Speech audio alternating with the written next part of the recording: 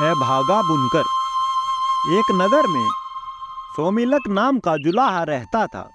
विविध प्रकार के रंगीन और सुंदर वस्त्र बनाने के बाद भी उसे भोजन वस्त्र मात्र से अधिक धन कभी प्राप्त नहीं होता था। अन्य जुलाहे मोटा सादा कपड़ा बुनते हुए धनी हो गए थे।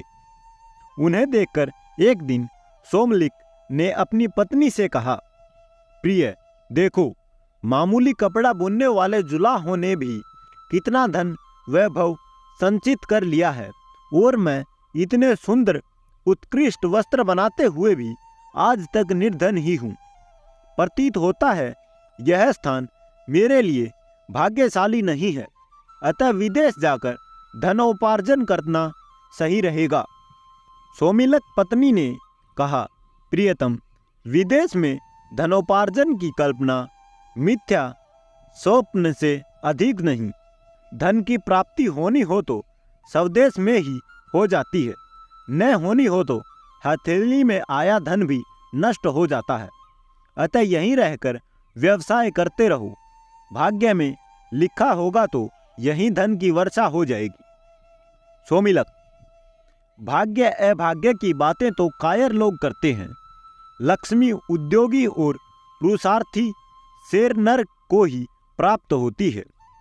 शेर को भी अपने भोजन के लिए उद्यम करना पड़ता है। मैं भी उद्यम करूंगा, विदेश जाकर धन संचय का यत्न करूंगा। यह कहकर सोमलिक वृद्धमानपुर चला गया। वहां 3 वर्षों में अपने कौशल से 1000 सोने की मोहरें लेकर वह घर की ओर चल दिया। रास्ता लंबा था। आधे रास्ते में ही दिन ढल गया, शाम हो गई। आसपास कोई घर नहीं था।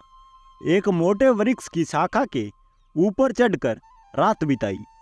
सोते सोते स्वप्न आया कि 2 भयंकर आकृति के पुरुष आपस में बात कर रहे हैं। एक ने कहा, हे पौरुष, तुम्हें क्या मालूम नहीं है कि सोमिलक के पास भोजन वस्त्र से अधिक धन नहीं रह सकता? तब तूने इसे 1000 मोहरें क्यों दी?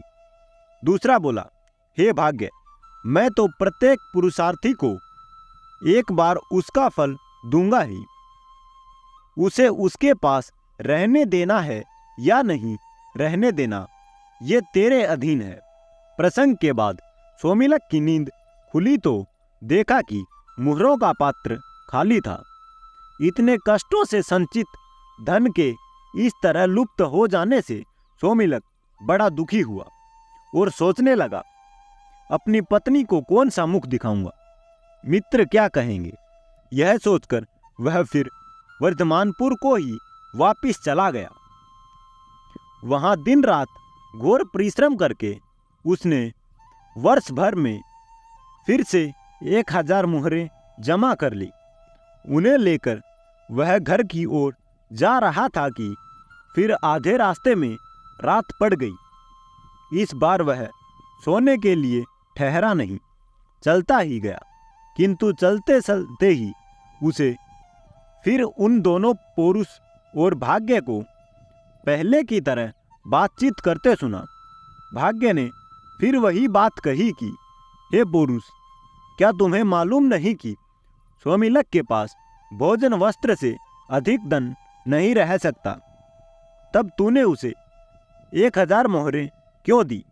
पौरुष ने वही उत्तर दिया, हे भाग्य, मैं तो प्रत्येक व्यवसायी को एक बार उसका फल दूंगा ही।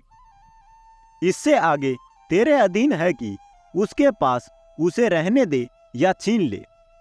इस बातचीत के बाद सोमिलक ने जब अपनी मुहरों वाली गठरी देखी तो वह मुहरों से खाली थी।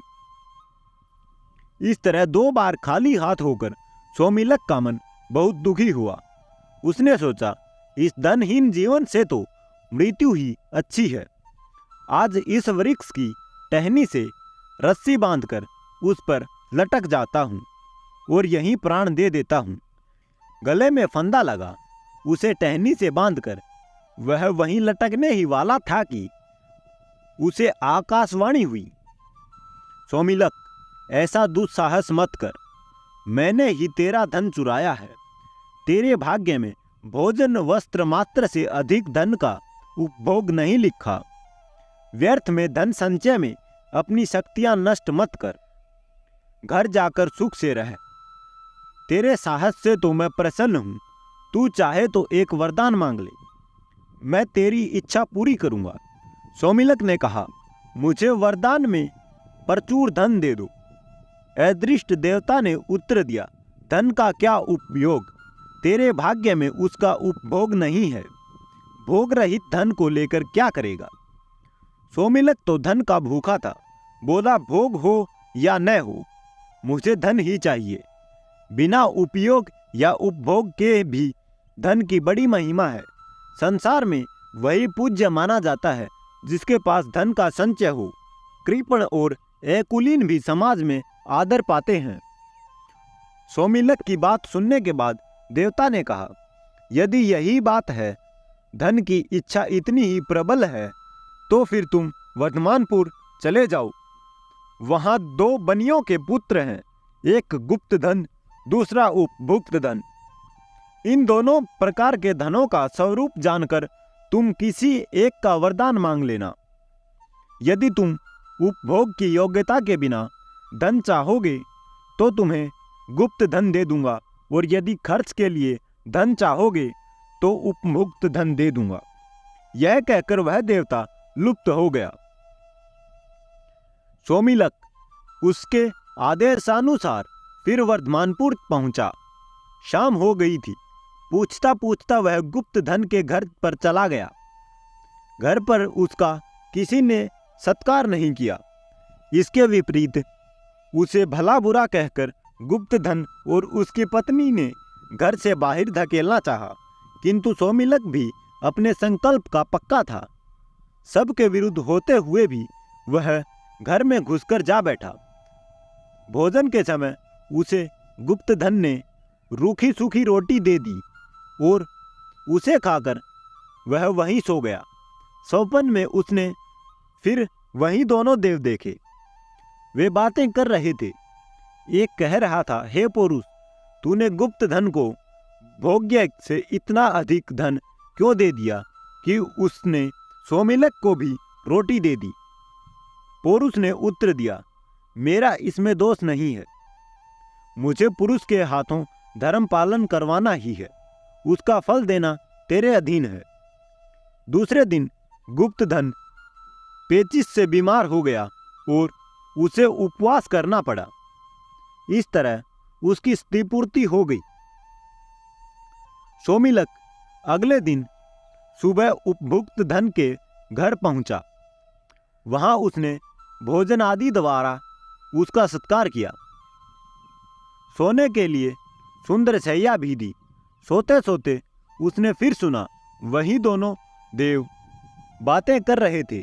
एक कह रहा था, हे पुरुष, इसने सोमिलक का सत्कार करते हुए बहुत धन व्यय कर दिया है, अब इसकी स्त्रीपूर्ति कैसे होगी। दूसरे ने कहा, हे भाग्य, सत्कार के लिए धन व्यय करवाना मेरा धर्म था, इसका फल देना तेरे अधीन है। सुबह होने पर सोमिलक ने देखा कि राज दरबार से एक राजपुरुष राजप्रसाद के रूप में धन की भेंट लाकर उपभुक्त धन को दे रहा था।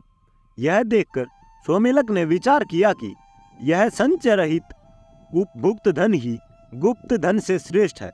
जिस धन का दान कर दिया जाए या सत्कार्यों में व्यय कर दिया जाए, वह धन संचित धन की अपेक्षा बहुत अच्छा होता है।